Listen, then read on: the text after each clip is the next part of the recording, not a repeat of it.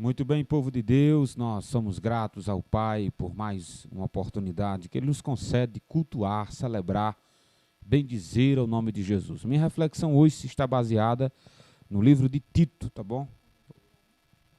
Não, que tá bom. Eu vou ler apenas um versículo, Tito capítulo 2, né? A carta de Paulo a Tito, capítulo 2, apenas um versículo, que é o versículo 11, tá bom? Hoje eu quero pregar sobre a graça salvadora de Deus. Esse é o tema que eu quero tratar com vocês nesta noite, a graça salvadora de Deus. Tito, uma cartazinha pequena, né, do apóstolo Paulo a Tito, capítulo 2, a partir do versículo 11 está escrito assim: porque a graça de Deus se manifestou, trazendo a salvação a todos.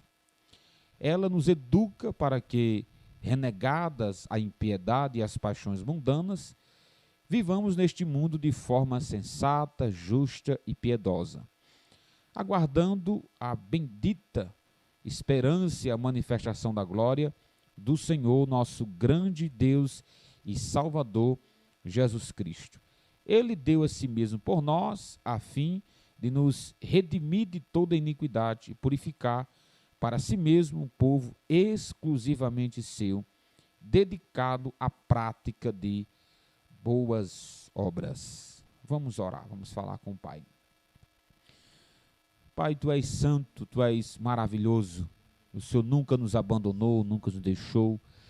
Que todos que estão acompanhando o nosso culto, Jesus, seja onde for, no Brasil ou fora dele, que vidas sejam tocadas, que vidas sejam transformadas com o poder do Seu Evangelho.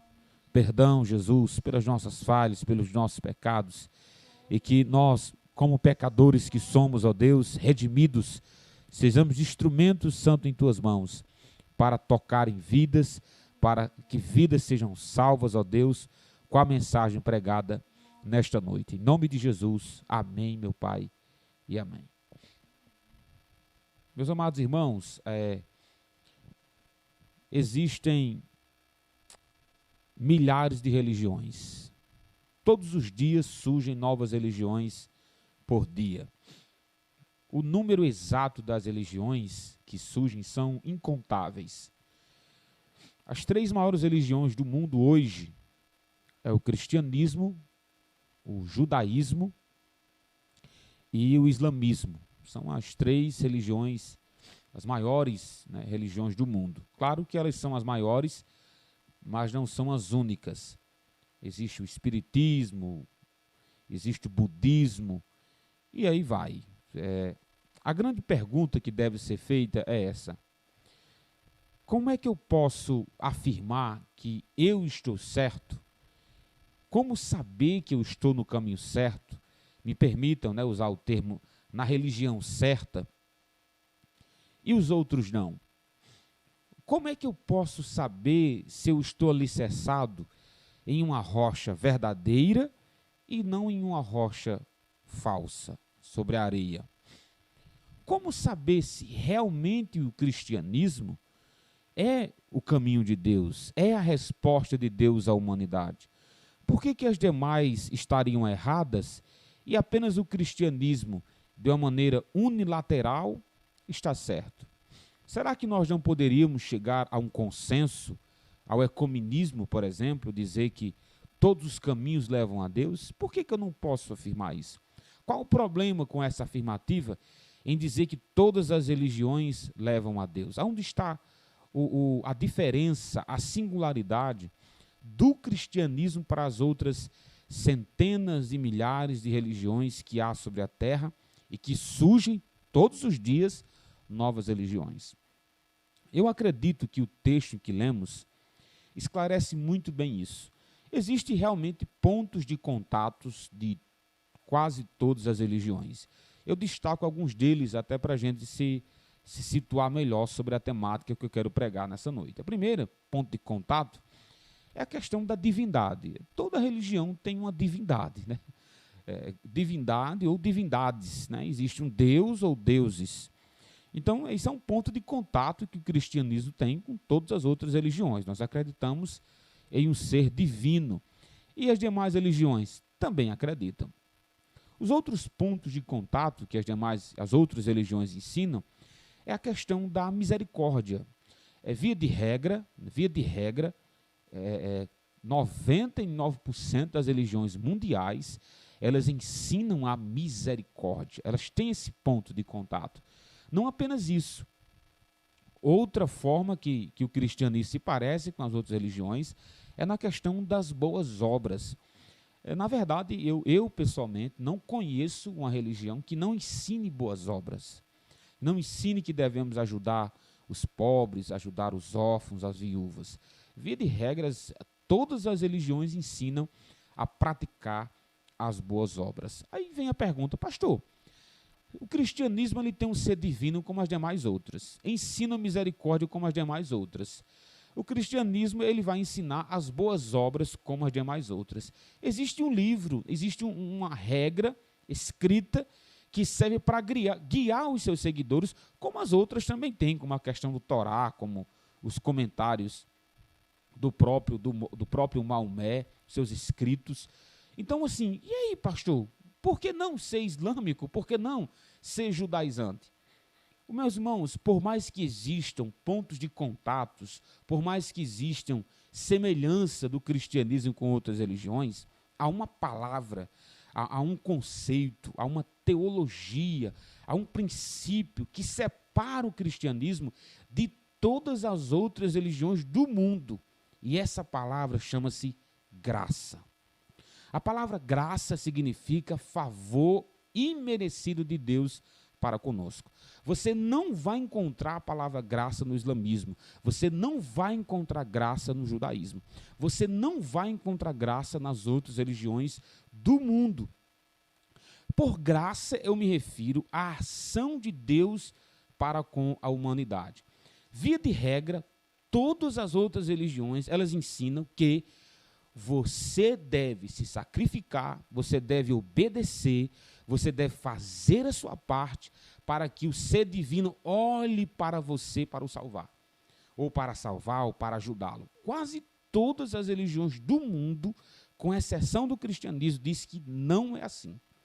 Você não tem como agradar a Deus, não tem uma regra, uma vida que você possa ter para chamar a atenção de Deus quanto à sua vida, quanto à sua bondade, principalmente chamar a atenção de Deus para a salvação. O cristianismo, ele é unilateral nesse ponto. E eu vou discorrer aqui sobre 3 princípios, sobre 3 princípios básicos sobre a graça de Deus que nós devemos entender, já que o cristianismo, pessoalmente acredito, que seja sim o caminho que leva o homem a Deus. Jesus Cristo, melhor dizendo, é a religião verdadeira, é o homem que devemos seguir. Me permite usar esse termo religião, tá bom? Eu não gosto muito do termo, mas é só para a gente entender o propósito da mensagem. Primeiro, nós devemos entender que a graça, porque está aí no versículo 11, Tito capítulo 2, versículo 11, porque a graça de Deus se manifestou. A primeira observação que faço é que a graça, ela não é inerente do ser humano.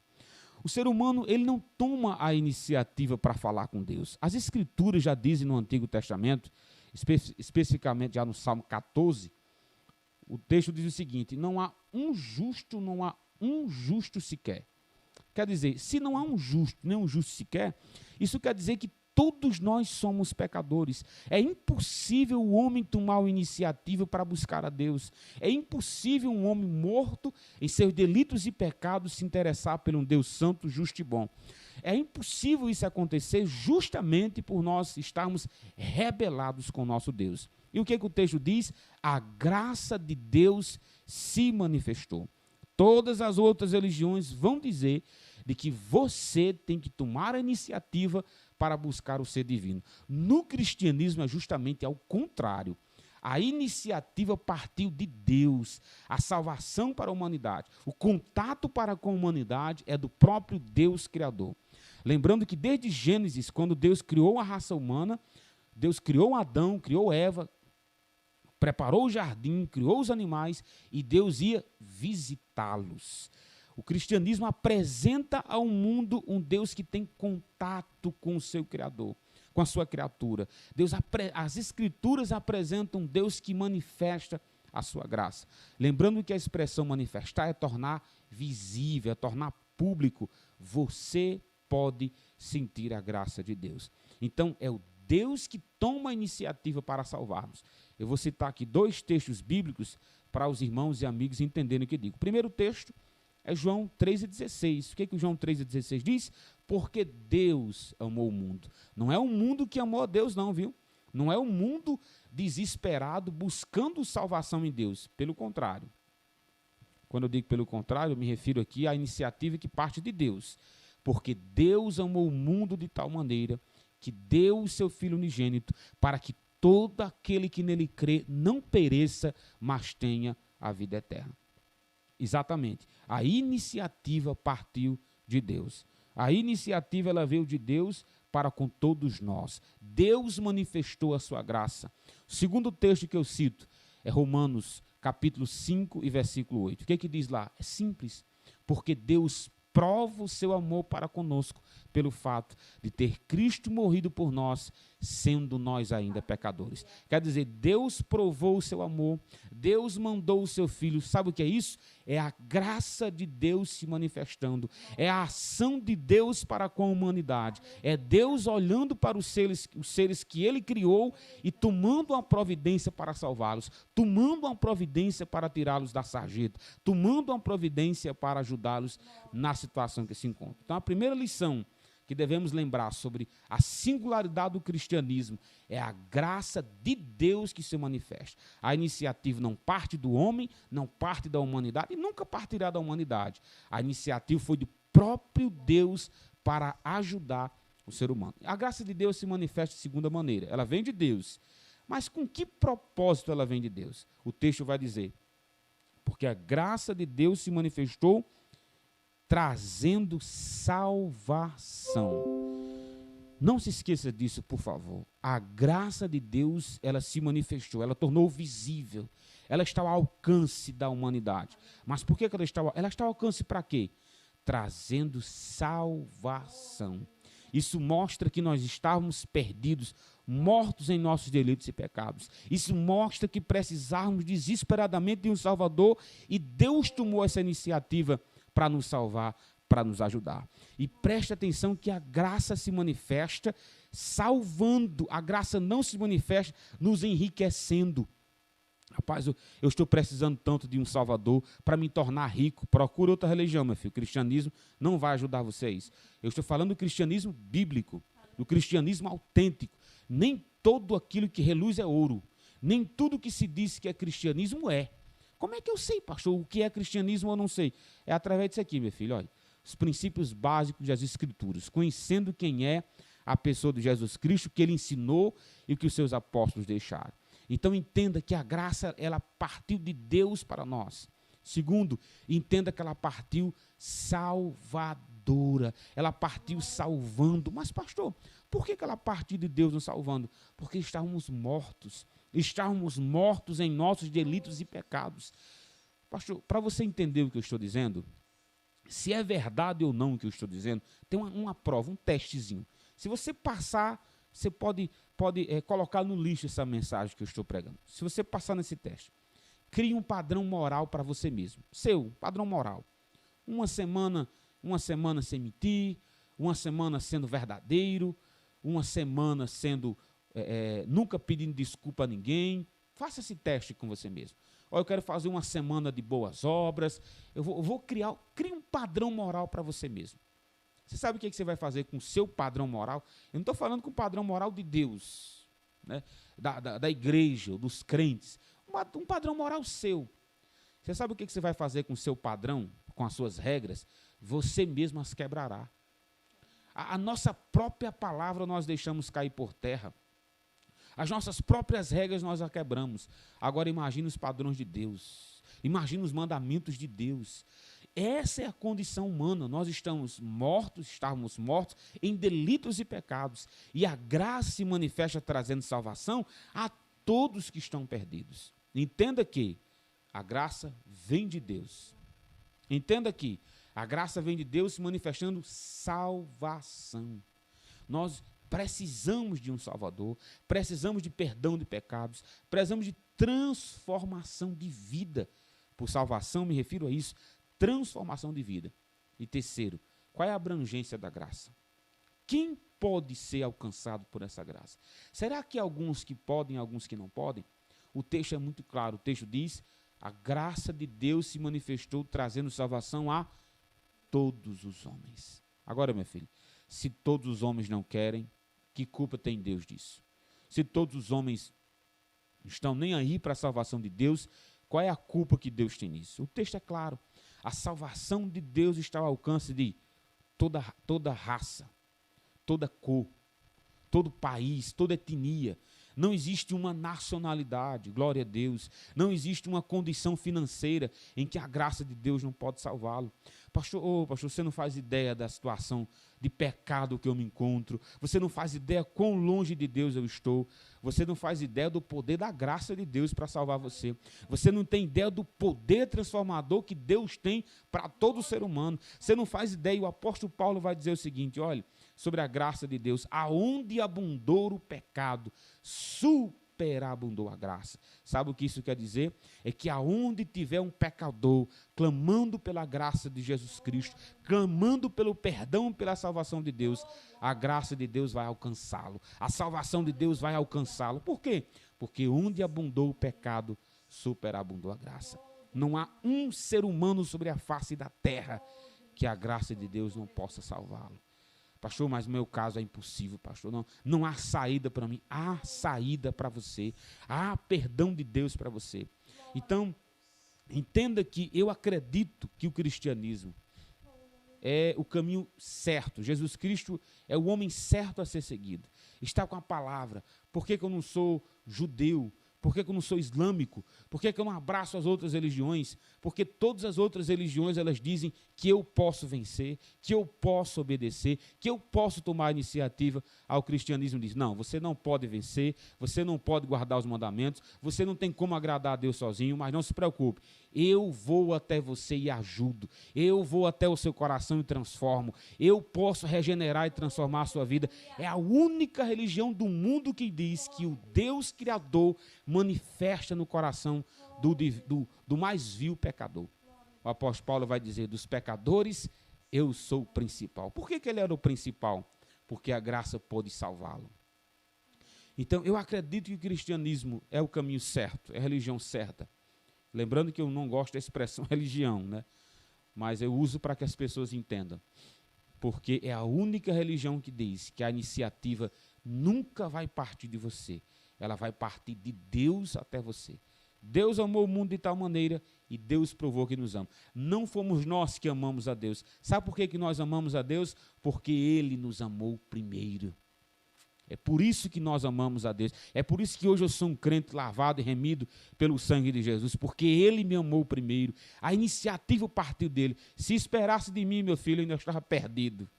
A iniciativa partiu de Deus. E eu encerro a minha reflexão sobre a maravilhosa graça de Deus com dois exemplos bíblicos para você entender os dois extremos de que a graça de Deus atinge. Lembrando que graça de Deus aqui é o favor imerecido de Deus. Que favor é isso? O favor chamado Jesus Cristo. Nós não merecemos. A graça de Deus é um indivíduo, uma pessoa. Chama Jesus Cristo. É a prova de que nós não merecíamos um homem como Jesus Cristo e mesmo assim Deus mandou.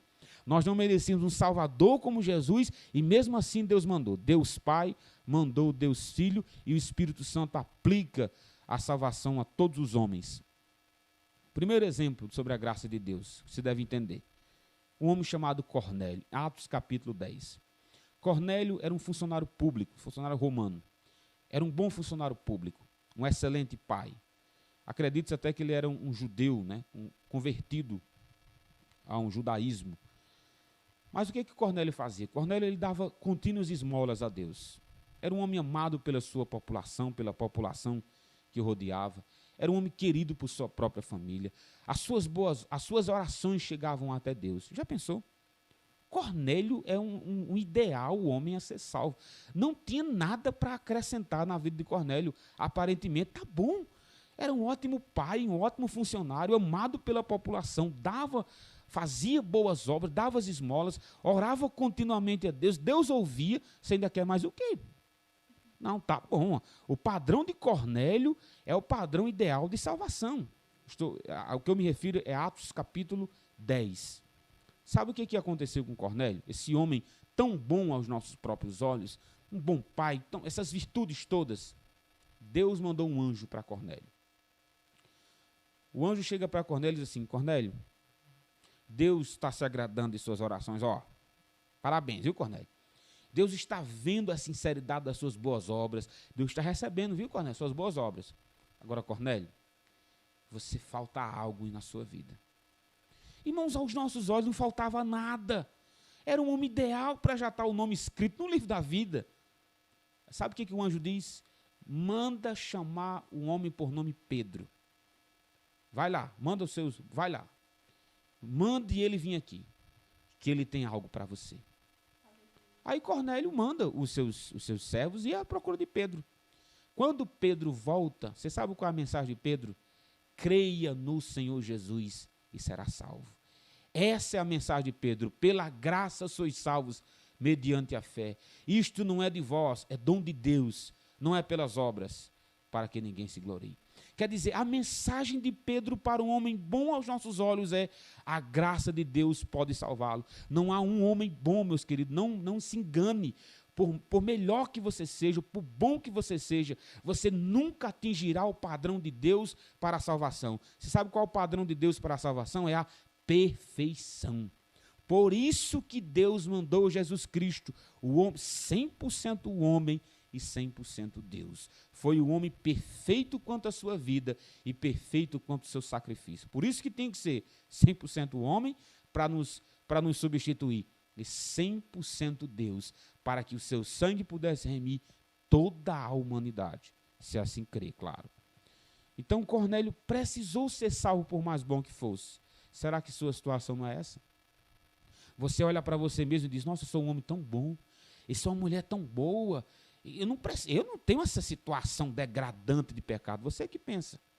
Talvez Cornélio dá de 10-0 nas nossas boas obras e precisou desesperadamente de Jesus Cristo. E nós também. O segundo exemplo que dou para concluir a minha mensagem é um homem chamado Saulo de Tarso. Saulo de Tarso, ele achava que era um guerreiro de Deus. Ele perseguia os cristãos. Acredite-se até que ele matava os cristãos em nome de Deus. Ele acreditava que estava lutando, fazendo a vontade de Deus. Ele chegou a torturar cristãos, participou da morte de Estevão, está lá em Atos capítulo 7, em um pouco do capítulo 8. Está lá a história de um homem chamado Saulo de Tarso. O que aconteceu com Saulo de Tarso? Um homem sanguinário, vingativo, respirava ameaças e mortes, querendo ver os cristãos sendo mortos. Um homem desse, alguém pode dizer assim: não, um homem desse não pode ser salvo por Deus. Está do inferno para dentro. Já está escrito o nome dele no livro de condenação. O que aconteceu? Atos capítulo 9. A Bíblia diz que Paulo, respirando ameaças e mortes, recebeu autorização dos líderes do Sinédrio para perseguir os cristãos fora de Israel, em Damasco. Quando ele foi com as suas cartas de permissão, lembrando que essas cartas, para a glória de Deus, nunca chegaram. Essas cartas nunca chegaram. Mas a carta de Efésios, Filipenses, Colossenses, 1 Timóteo, 2 Timóteo, 1 Tessalonicenses, 2 Tessalonicenses, essas cartas chegaram e estão aqui até hoje. Sabe por que essas cartas chegaram? Porque Jesus Cristo se apresentou ao apóstolo Paulo, o derrubou de onde ele estava. Caindo no chão, o apóstolo Paulo perdeu a sua visão e ouviu uma voz que dizia: Saulo, Saulo, por que me persegues? Meus irmãos, ele era um assassino de cristãos, ele era um perseguidor da igreja, mas a graça de Deus o alcançou. A voz de Jesus Cristo disse: Saulo, dura coisa te é recalcitrar contra os aguilhões. Aí Saulo disse: quem és tu, Senhor? Aí ele diz: eu sou Jesus a quem tu persegues. Naquele dia em diante, a vida de Paulo foi transformada. De um assassino e perseguidor da igreja, se tornou o maior apóstolo que a terra já conheceu, o maior pregador em cadeias que nós já conhecemos, que a humanidade já conheceu. E nós não devemos esquecer que as cartas de Damasco nunca chegaram, Mas a carta aos Efésios, 1 Coríntios, 2 Coríntios, as cartas que dão vida até hoje estão aí disponíveis na Bíblia Sagrada. Sabe por quê? Porque a graça de Deus pode salvar assassinos, porque a graça de Deus pode salvar bandidos, porque a graça de Deus pode salvar as pessoas que estão à margem da sociedade. Ela salva os Cornélios. Aparentemente pessoas boas, mas ela salva também o apóstolo Paulo. Talvez você não seja nem o apóstolo Paulo, talvez você não é um assassino, você não é um bandido, você não tem uma vida imoral aos olhos de Deus, e talvez você também não seja um Cornélio, um homem tão reto, tão íntegro e tão puro. Talvez você esteja no meu termo, meu querido. Se Jesus Cristo salvou esses dois extremos, você acha que ele não pode salvá-lo? Se Jesus Cristo salvou o apóstolo Paulo, salvou o Cornélio, não pode salvar você? Há salvação de Deus para você. Há perdão de Deus para você. É por isso que eu sou cristão. É por isso que a minha religião, o cristianismo, me permite usar esse termo, por mais que não goste. É por isso que eu sigo Jesus Cristo. Por quê? Porque a graça de Deus se manifestou Salvador a mim. A graça de Deus se manifestou Salvador a mim. E a você? Creia no Senhor Jesus Cristo. Entregue a sua vida a Ele. E se torne um homem e uma mulher de Deus.